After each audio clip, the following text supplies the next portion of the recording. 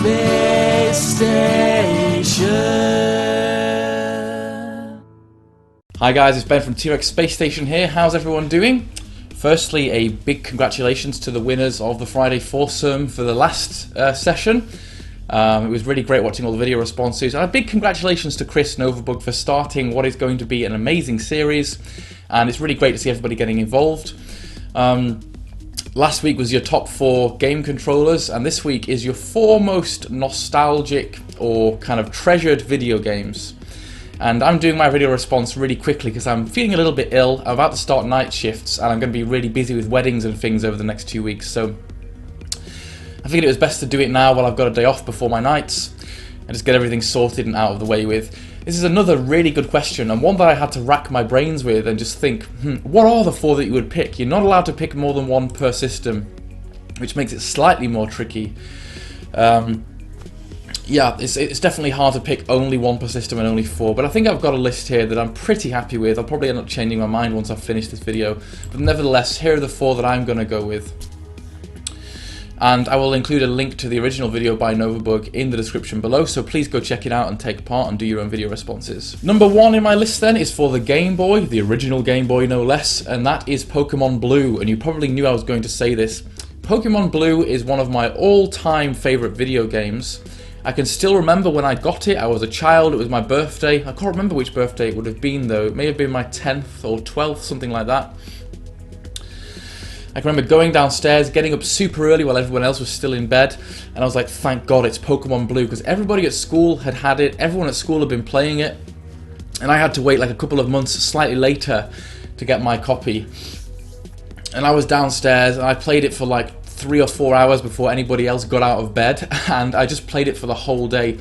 My mum and dad got me a Pokédex book that I kind of used. It was my way of learning the Pokemon, and I just played the game and looked at the book all day long, and it really got me obsessed with that Pokemon craze. I'd already really liked the cartoon shows, and the game just went along with it so well. It was such an innovative game, and the series hasn't moved on a long way from that first one all those years ago. There was something about the collecting and the making of your own squad, and the fact that you could really play the game in a number of individual ways depending on your style and the Pokemon you wanted, that made it really addictive and really exciting. And there was the whole different elements to it, not just the fighting and progressing through, but there was the end game after the Elite Four. There was all the trading and battling. Pretty much all my friends had a version of the game, and we would meet up and trade, build our squads, battle, and just have a hell of a great time with it. I still don't think the series has come along that far, even now. The original game really had all of the most interesting aspects. We've just had slightly different versions of the same game over the last 10 years. I would still look to this game as being a real sort of change in sort of how we approach the RPGs on the handhelds, and just a huge, big, nostalgic game in my life. The second game that I've chosen is a Mega Drive game, and it's the Cheeky Brothers, which is a superb platformer on the Mega Drive.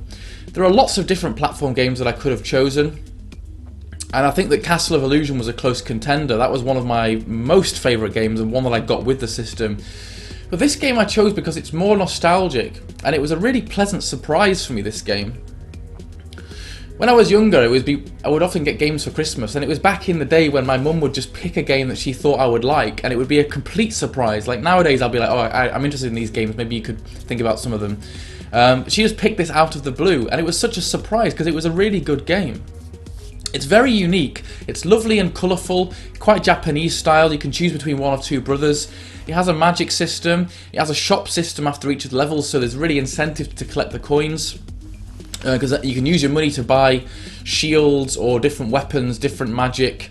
It's a very long game, as in there's quite a few stages to it, and all the stages are really unique looking, and there's lots of variety in terms of the gameplay. You know, not just jumping around and killing things, but also levels where you're on clouds or levels where you're under the sea. The music is really fantastic, it's very colourful, it's very varied. And it's also one that's kind of underrated. Not that many people I know have talked about this game or own it, and that's why it's even more nostalgic, because it was a gift for me that I'd never heard of before, and that still I treasure to this day as being a relatively cool original game that I wouldn't have heard of if it wasn't for my mum buying it for me as a kid. And it's one of the first games that I bought back when I restarted my Sega Mega Drive collection, because I wanted to have it in my collection again and I wanted to enjoy it. And I've done a review of it maybe a year or so ago now, which you can check out if you're interested. It's a really superb game, one I recommend that you pick up if you've not got it already. Third on the list then would be a PC game, and it's Little Big Adventure 2, which is an absolutely mind-blowing game. Now Chris talks in his video about games that make the hairs on the back of your neck stand up or get that tingling. And Little Big Adventure 2 is one of those games that takes me right back into the moment and gives me that kind of emotional, excited response that I had as a kid when I was first playing it.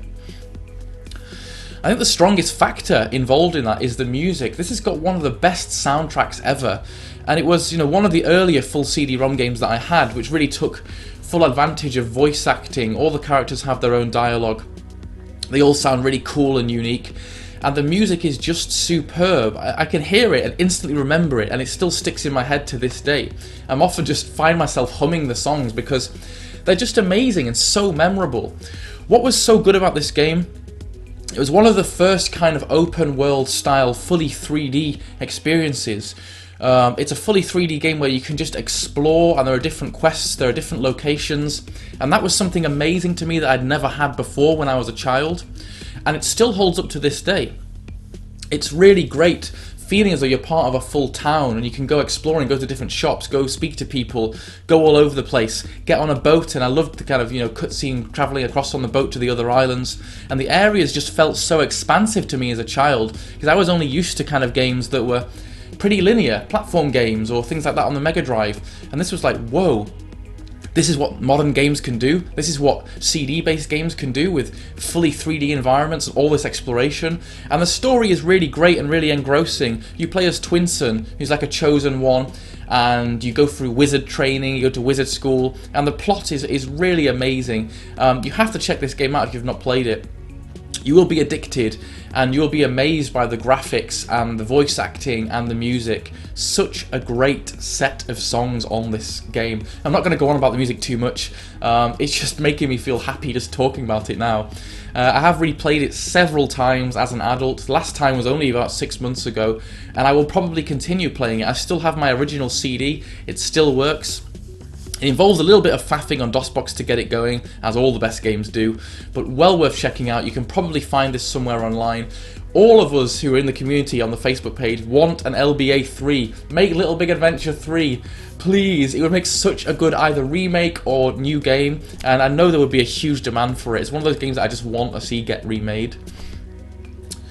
PS1 then, I have to go with Grand Theft Auto, the original game, just because of the nostalgia factor and for what that game meant to me. I played it first on a sort of pirated 50 games on one disc thing on the PC that my friend gave me, but it was really when I got my own copy for my birthday on the PlayStation 1 that the game really came to life, and I spent a lot of time on it. It was again another experience that really opened my mind up to how video games could be. I'd never played an open world experience properly like this before, where you could actually just go and reap havoc, just blow things up, run people over, do crimes, all that naughty stuff that you couldn't do in video games before. Or maybe you could do a little bit, but not as crazily. I mean, I'd played Carmageddon. My parents were very unhappy about that. You could run people over and squish them, and Grand Theft Auto just took it all to a new level with swearing, with prostitutes, with drugs, and all this cool stuff. It was just a game that everybody loved, and I had to pick the first one on the PlayStation 1 because of what it meant to me, having that game as a birthday present. I can still remember getting it. I can still remember the excitement of getting home from school and playing it again. And it was just superb. The PS1 version was slightly dumbed down. I think they took the train system out. But it still had all the essential cool Grand Theft Auto elements. And again, the music in that game was a really strong factor. I can play it now and get the whole theme song, the theme rap thing that was there, and all the different things on head radio. It just takes me back to that time, and we used to sing the rap to each other in school and mess around, and it was great. It made a world, and it was gritty and real, and it felt funny and also realistic at the same time, which is funny looking back at it now. It's not realistic. It was top down and quite terrible, but back then it felt amazing.